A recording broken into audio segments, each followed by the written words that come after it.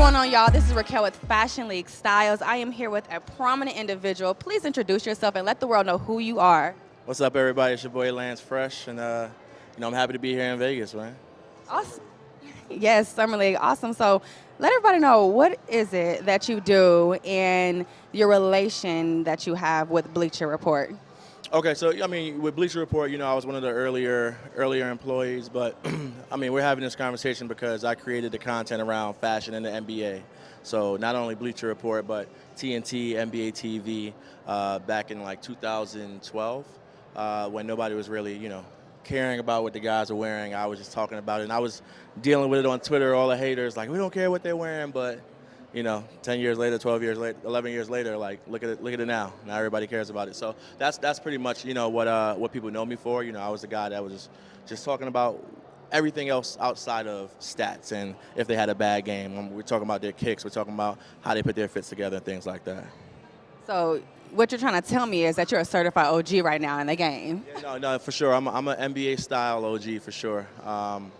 And like I said, I love it. I love how how big it's become now, and how much people care about it, and you can't escape it. You can't watch a game without seeing a tunnel fit. So that's a big deal to me, and that's something I'm very proud of. That's very powerful. Speaking of tunnel fits, how do you feel that the sports industry has, I guess you can say, like, migrated or transformed into like this now fashion industry? It's dope, man. It's dope because now players are getting other opportunities. Like today, I went to Jaylen Brown's rookie gifting suite, and he did a collaboration with Vanson and the NBPA, where he was able to gift rookies, Chrome Heart jeans and things like that, custom Chrome Heart jeans. So the fact that an NBA player can now collaborate with brands and make custom pieces to give to other NBA players is just like a I was telling him today, I'm like, man, I'm so proud of you. I feel like this is me, man. Like what I mean? Because these are things that we like really worked hard to like create a platform so that players can do things like this, and so it's kind of dope to see it coming full circle, and we're seeing guys front row at fashion shows, and how the NBA players took over Paris Fashion Week a few weeks ago. Like it's crazy. That's powerful. And speaking of taking the front row at a fashion show, I'm just looking at you right now. You coming with the sauce, period. So please let us know what went into coming up with your outfit for today. For me, everything is just all about comfort. It's pretty hot out here, but in the evening time, you get to kind of like wear the things you want. Like I'm from New York, and I love just like fall fashion, so I'm a big layers guy. I love vests, but I'm always gonna have like a dope graphic tee, representing one of the style OGs in the NBA, Dennis Rodman, for sure. So I think it was only fitting to do that. And then outside of that, I like to wear like my friends' clothing, so my guy David Miner out of VA, his brand is NYRVA. He did this T-shirt, he did these pants, so black designer. I just always like to support my people, but first and foremost, it's about comfort. And let's not forget the Dads Are Cool Too hat. That's my brother right here. His hat, just kind of highlighting dads like me, who are cool too. So, like I said, I just always like to, because I started understanding branding as I'm on camera and things like that. We got to support each other. We got to put each other on and, take it back.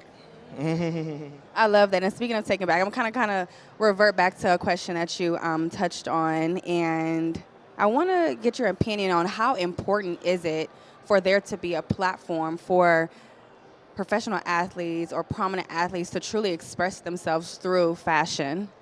I think it's really important because, like I said, you're now getting these opportunities to be at these shows, to collab with brands, and if we're not talking about it, if you guys aren't interviewing these guys about it, then the brands won't know.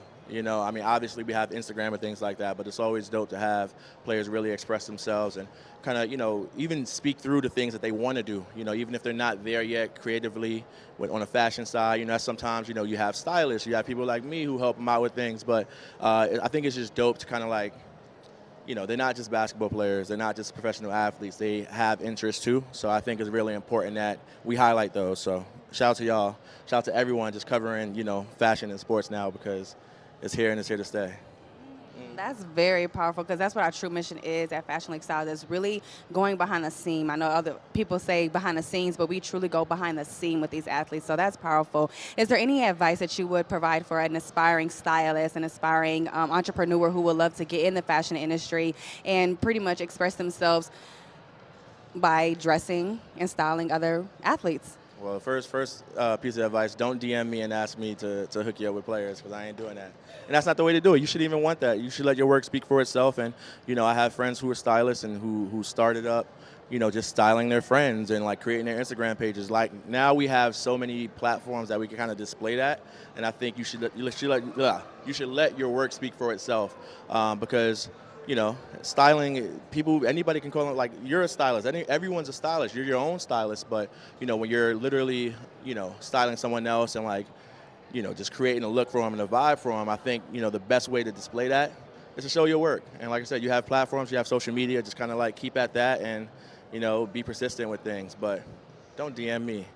Don't DM me. I got to be fair to all my stylist friends and a lot of the athletes. They don't even want people to know they have stylists. So just keep doing your work, and one day they're gonna slide in your DMs. You could tag the people that you want to style, because maybe sometimes they'll go in from a burner and they'll look at your page and they'll be like, yo, I might need to hire that guy, and that's kind of how it works. But you got to do the work.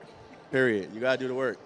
And period. And y'all heard him. Do not DM him, okay, please. But y'all heard it here first on Fashion League Styles. Thank y'all for tuning in. It's a wrap.